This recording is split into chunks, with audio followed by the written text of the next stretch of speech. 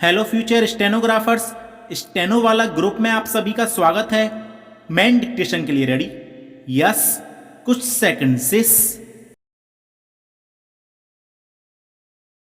सभापति महोदय, सबसे पहले मैं सरकार को बधाई देना चाहता हूं कि वह एक बहुत महत्वपूर्ण विधेयक आज लोकसभा में लेकर आई है। स्टॉप। जैसे पहले वक्ताओं ने बोला, मैं समझता हूं कि यह विधेयक एक प्रकार की क्रांति पूरे देश और समाज में लाने की क्षमता रखता है। स्टॉप। इस प्रकार का विधेयक सूचना का अधिकार, दुनिया भर के लगभग 14 देशों में लागू है। स्टॉप। पिछली सरकार ने 15 जुलाई 2000 को लोकसभा में सूचना की आजादी का बिल पेश किया था। स्टॉप। बिल पारित भी हुआ, महामहिम राष्ट्रपति जी ने उसे अपनी स्वीकृति भी दी, लेकिन सरकार उसे सूचित नहीं कर सकी। स्टॉप। लेकिन यह कांग्रेस सरकार जो बिल लेकर आई है, इसमें प्रावधान है कि 120 दिन के अंदर अंदर बिल लागू होगा और इस बिल का फायदा इस देश की आम जनता उठा सकेगी। स्टॉप। इस बिल के माध्यम से एक बात बिल्कुल स्पष्ट है कि इस गठबंधन, कांग्रेस सरकार, हमारी पार्टी और हमारे नेताओं की मंशा, नीति और नियत बिल्कुल साफ है कि किस प्रकार से इस देश के प्रशासन में, इस देश की राजनीति में पारदर्शिता का माहौल कायम किया जा सके। और मुझे यह कहते हुए फर्क है कि हमारी सरकार एक साल पूरा होने से पहले ही इतना महत्वपूर्ण बिल लेकर इस सदन में आई है। स्टॉप। पैरा।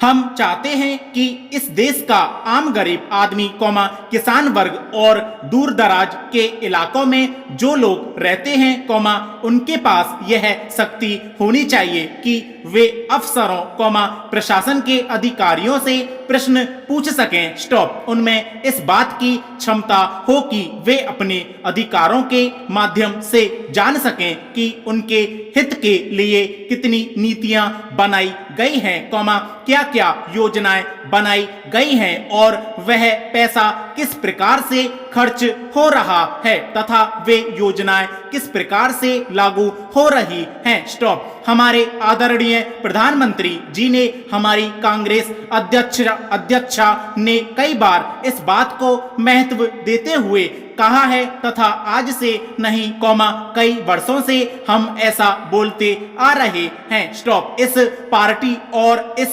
कांग्रेस सरकार की अगर प्रतिबद्धता है, अगर हमारी धारणा, हमारी सोच और हमारी मानसिकता है, तो इस देश के गरीब और किसान वर्ग के लिए है कि कैसे हम उन लोगों को सशक्त बना सकते हैं। स्टॉप। हमारा समय इस बात में बीतता है और हम इस सरकार को कैसे पारदर्शक बना सकें और इस सरकार की जवाबदेही और जिम्मेदारी पूरे देश भर के अफसरों के साथ हम बांट सकें। स्टॉप। पैरा।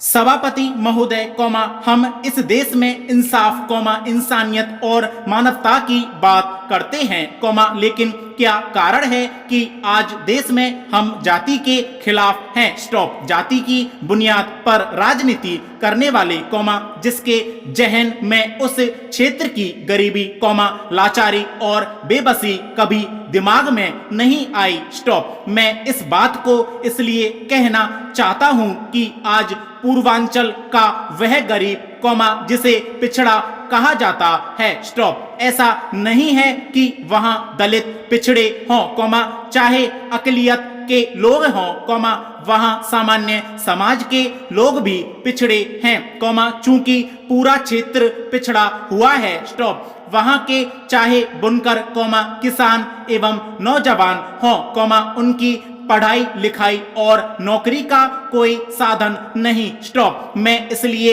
इस बात को चर्चा में लाना चाहता हूं, इसकी चर्चा हो चुकी है कि आज भी प्रदेश खासकर पूर्वांचल में रहने वाला गांव का गरीब झोंपड़ी में रहता है। स्टॉप। आजादी के 60 साल बाद भी आज वह अपने 2 जून की रोटी के लिए तरसता है। स्टॉप। आज 60 साल के बाद भी हम पूर्वांचल के उस गरीब की चकाचौंध रोशनी में पार्लियामेंट में चर्चा करते हैं, लेकिन उस पूर्वांचल का दुर्भाग्य है कि आज भी वहां ऐसे तमाम गांव हैं, चाहे केंद्र की सरकार कितना भी प्रचार करे, बोर्ड लगा दे, लेकिन आज भी वह गरीब बिजली के खंबे को देखने के लिए तरस जाता है। स्टॉप। आज भी हम पूर्वांचल के पिछड़ेपन की चर्चा करते हैं, जहां 6.5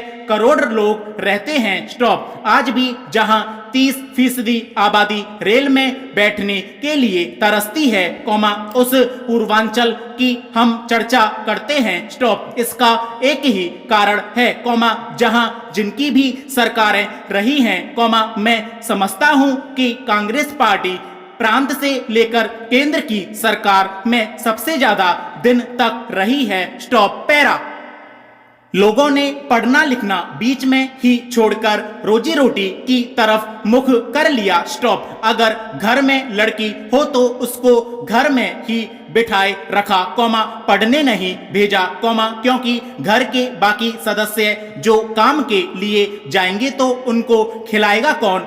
स्टॉप। इसके कारण ही आज देश में ऐसी परिस्थिति पैदा हो गई है कि विकास के सब रास्ते अवरुद्ध हो गए हैं। स्टॉप। लोगों में असुरक्षा महसूस होने लगी है। स्टॉप। कुछ पढ़े लिखे बेकार नौजवान आतंकवाद की राह पर चल पड़े, कुछ मजदूरी करने लगे और कई बेकार नौजवान गांवों में जुआ खेलना, लड़ना झगड़ना आदि काम करने लगे। स्टॉप। इस कारण हमारे देश की जनसंख्या आज 1 अरब से ऊपर हो गई है। स्टॉप। पैरा।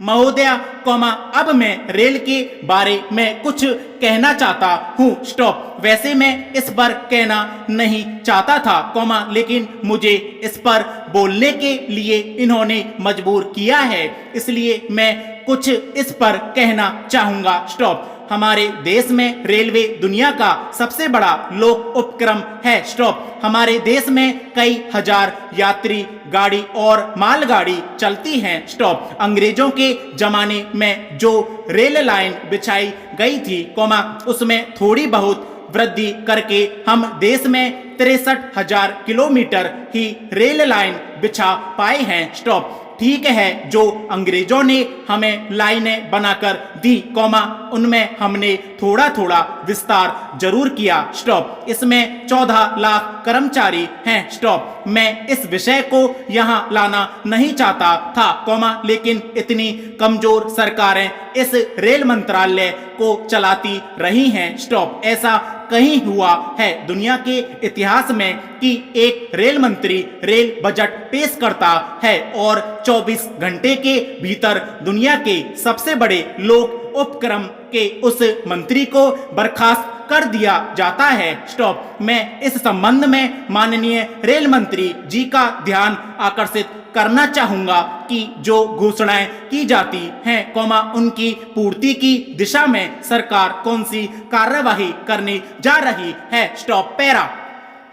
उपाध्याय जी, जिस प्रकार से गांवों में अन्न बैंक बनाने की शुरुआत हो गई है, इसको थोड़ा और बढ़ाया जाए और गांवों में जो फल व सब्जियों का उत्पादन न हो रहा है, जिनके परिवहन की कोई व्यवस्था नहीं है, यदि उनके गांव में ही भंडारण की व्यवस्था हो जाए और अन्न बैंक की ही तरह फल और सब्जी बैंकों की स्थापना ग्राम पंचायत स्तर पर अथवा ब्लॉक स्तर पर कर दी, तो फल और सब्जी उत्पादकों को, जो छोटी काश्त के होते हैं और कम उपज करने वाले होते हैं, वे अपनी छोटी काश्त में भी अच्छा उत्पादन कर सकेंगे और अपनी जीविका चला सकेंगे। स्टॉप।